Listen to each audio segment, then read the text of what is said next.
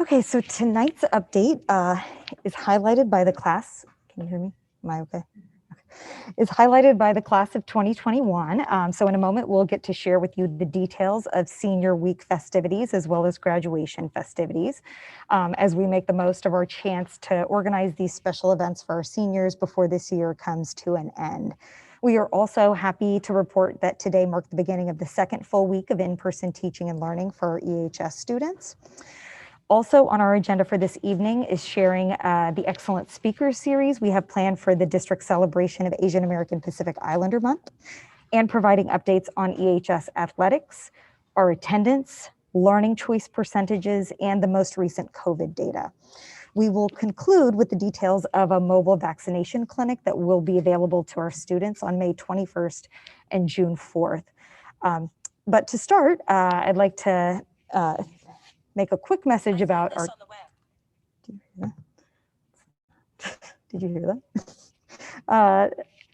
To start with our teachers and staff. So as you probably know, Teacher Appreciation Week was May 3rd through 7th, although I think every week should be Teacher Appreciation Week. As a small token of appreciation, we did give all of our teachers coffee mugs adorned with the EPS logo.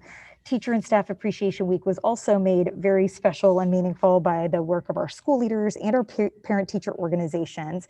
So the PTOs worked very hard. The Cavarian PTO, for example, treated the staff to a food truck, while the Whittier PTO purchased lunch from Panera Bread for the staff, just to name two quick examples. You know, there's really, it's hard to describe, you know, my feelings of positivity for teachers and our profession, especially this year. You know, it's been impossible to really quickly and accurately even describe the lengths to which our teachers have gone to help us meet the challenges of COVID-19. So I feel like we've tried in a bit during these meetings to really demonstrate what that's looked like and all the creativity and the tireless hours that they have spent working. But I don't feel like it can ever be mentioned too much. And I never cease to be impressed by the creative ways in which teachers have set up their classrooms and work areas, how they've transitioned in order to teach the students who are in the classroom and the students who are at home. To illustrate, I did just want to share with you part of a communication that Vice Principal McCarthy sent to the staff at the end of the first week of in-person instruction for the high school. He mentioned that everywhere he looked, he saw so much evidence of our educators' commitment to students. He saw a gym teacher doing push-ups in front of a MacBook in the auditorium, department heads problem solving behind the scenes, guidance counselors helping students enroll in college and fill out their FAFSA forms, a student advocating for virtual classes in the auditorium because the seats in there are more comfortable, a director hustling to make sure students got the tech that they need, custodians working as they have for long hours to sanitize our buildings, and our cafeteria staff traveling to feed our in-person students. So these highlights are emblematic of the work that I feel like we've seen in our schools every hour of every day. You know, throughout the entire school year, it's just taken on different forms. And so, you know, really the only way to truly appreciate what our staff is doing is to be able to witness it. And I do know that many of our families have been able to kind of get a window into it from their home as their students are zooming in. But I just want to thank the teachers again for all they're doing, and all of our educators as well.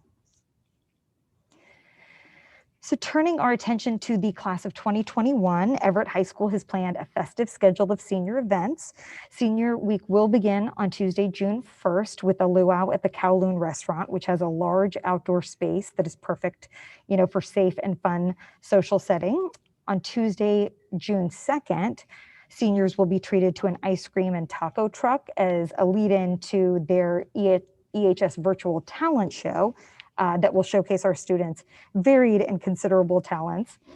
On Wednesday, June 3rd, seniors will participate in a sunrise spectacular. So early risers will be meeting at the Everett Stadium to catch the sunrise and take selfies and photos. And then capping off the week will be a red carpet extravaganza at Everett High School. So this special event is scheduled for Thursday, June 4th around the front entrance and parking area of Everett High. So this event kind of borrows from some of the aspects of last June's drive-through graduation, in that we'll have stations set up where students can have a professional photo taken, film a 30-second legacy video, receive senior gifts from the district and our community partners. We will be broadcasting the event on YouTube Live so that everyone can watch the festivities, which will start at 11 a.m. and end at 4 p.m. as we are giving seniors time slots to arrive at EHS the same way that we did for graduation last year. So while we don't know what the future holds as far as graduation festivities, I do think that the drive-through component of our senior week festivities may become somewhat of a tradition.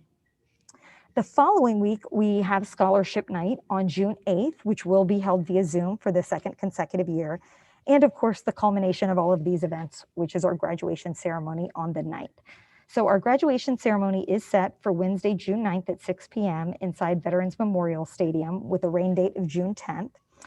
You know, in talking with the EHS students, teachers, families, it was quickly determined that students did want to do a traditional graduation if it was possible, which we're so happy that it is. And so this was a request that we were thrilled to be able to fulfill for them this year. And I do want to thank everybody who's been working very hard at EHS to coordinate this list of events. So now on to sports. Last Friday was the end of the fall 2 season, and today marked the beginning of the spring season. So our fall teams played one game each versus every GBL team, the Greater Boston League team, plus Chelsea High for a total of 7 games. These teams also participated in GBL Cup tournaments. The exceptions to this were field hockey, which is a sport that's not offered at every GBL school, and our football team, which played 3 games instead of the originally scheduled 4. So the Crimson Tide football team won all 3 of its games by a combined score of 127-32. Our boys soccer team won 4 games before being upset by Lynn English in the opening round of the GBL Cup. And in field hockey, Everett upset Revere in the semifinals of the GBL Cup before falling to Malden in the title game. As we've said before, all of our teams are definitely benefiting from the reformation of the GBL. The competition is very good across the board, and it's so much better to be able to partner with schools that are close geographically with whom we've shared a history. Another highlight to our sports season so far has been the live streams that are being produced by our television crew. So these fantastic productions have garnered high praise in Everett and among fans from other cities too, actually. In fact, this past Friday, our TV team broadcast the Tide Classical football game to cable audiences in Everett and in Len. In spring competition, the Crimson Tide will field baseball, softball, crew, lacrosse, tennis, and outdoor track teams. The schedule calls for 1 game versus every GBL opponent, followed by the possibility to play in MIAA state tournaments and meets. So state tournaments were not held for the winter and fall 2 seasons, so postseason play is a nice addition, if possible, to the last stage of the revamped 2021 sports calendar. And lastly, on the sports front, I did want to applaud the city for the recent opening of the new tennis courts at Rossetti Park. It is a beautiful facility featuring crimson courts and E logos. This week, EPS is participating in Asian American Pacific Islander celebrations through a series of events and speakers that are appropriate for our different grade levels. All of them will allow our students and staff to engage in this important event in a meaningful, educational, and enjoyable way. So our youngest students from kindergarten through 3rd grade will be treated to a reading by author, actor, and activist Sheetal Shape. She will read her award-winning book, Always Anjali, which is an uplifting story that teaches us to appreciate what makes us special and celebrate our differences. The Taiwanese American author Grace Lin will read from her book, Where the Mountain Meets the Moon, to our 4th, 5th, and 6th graders. So this book received more accolades and honors to list, and I'm sure our students will enjoy this epic journey as well. For our 7th and 8th graders, we are inviting Mr. Sam Mihara to give a presentation on mass imprisonment of Japanese Americans during World War II. In fact, Mr. Mihara is one of the few survivors of this tragedy who speaks nationally about his experience. And then at Everett High, we are connecting our students with a speaker who can directly address the theme of this year's AAPI month celebration. Boston City Councilor and mayoral candidate Michelle Wu will be talking to our students about the theme entitled Advancing Leaders Through Purpose-Driven Service. So as the daughter of immigrants and primary caregiver to her sisters while she was a college student, Ms. Wu's background is filled with things that our students can definitely relate to. So we already started some of these events today, and they were wonderful, and we're excited to continue them through the course of this week. So switching to our COVID-19 data, here you see Everett's daily incidence rate and percent positivity. Everett does remain in the yellow medium risk category according to the state and federal ratings. Again, all of this shows how far we have come in recent months. We are all aware of the brightening situation nationwide as evidenced by the CDC issuing some relaxed guidance, as well as the news today from Governor Baker regarding COVID-19 protocols in Massachusetts.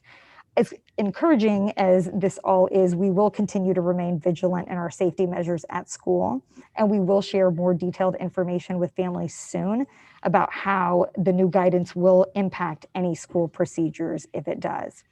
But for now, I think it's most important just to remind the EPS community that we will be continuing to require face coverings in our schools at all required times, and that we will be continuing with our physical distancing.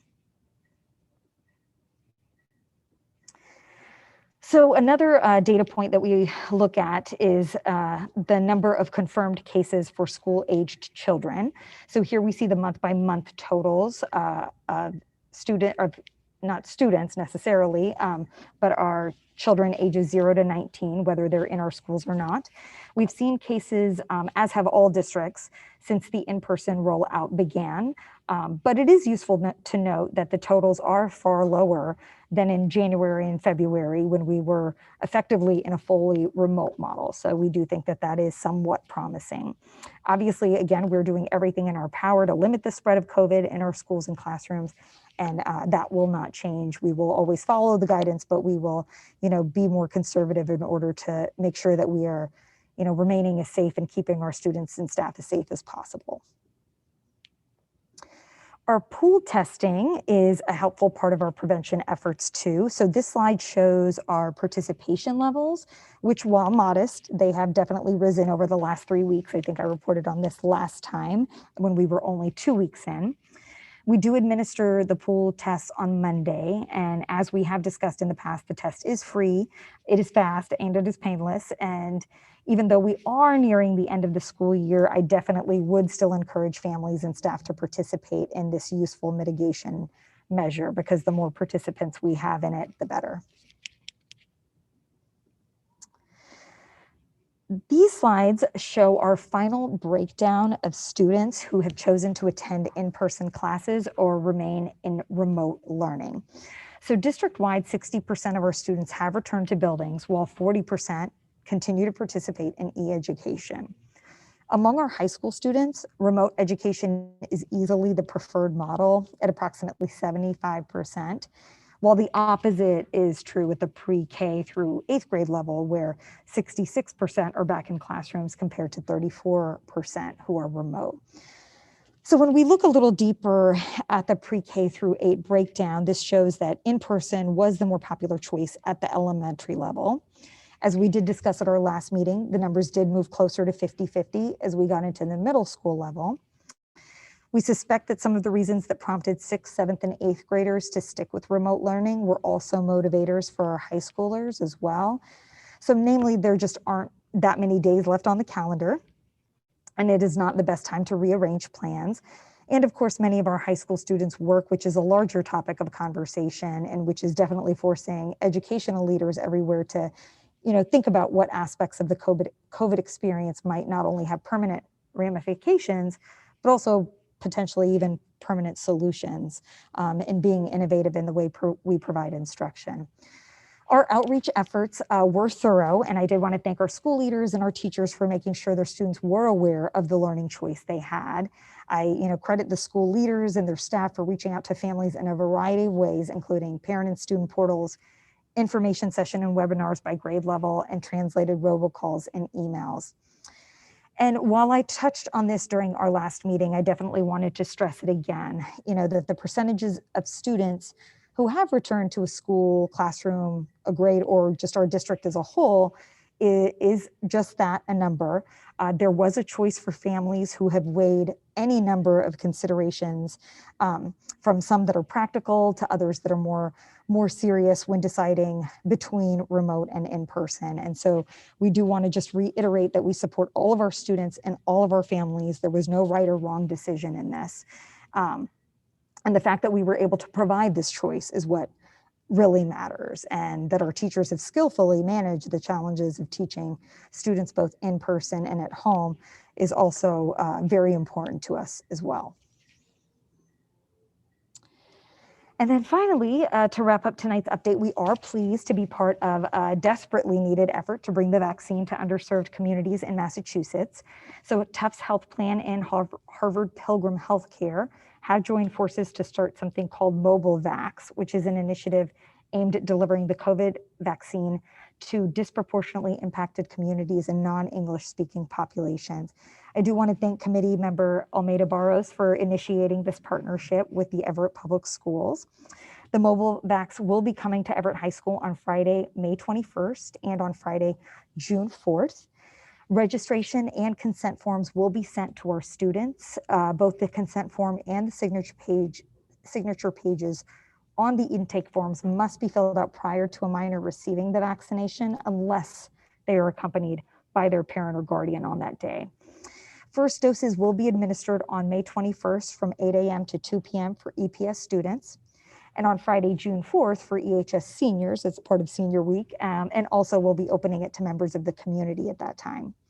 Everyone who receives the first dose will receive information about receiving the second dose. Appointments are strongly encouraged, but we are going to be accepting walk-ins as well. And again, the proper paperwork and signatures are required for minors. So this is the first of what we hope will be several opportunities to provide to our students in the coming months to receive a vaccination. We are also in the process of coordinating with the Cambridge Health Alliance, who were instrumental in vaccinating our teachers back in April. But we do encourage our students to take advantage of this first opportunity to receive the vaccine as we try to set the stage for a full return to regular routines for the 2021-2022 school year. So that brings me to the end of my presentation. Thank you for your attention, and I'm happy to answer any questions.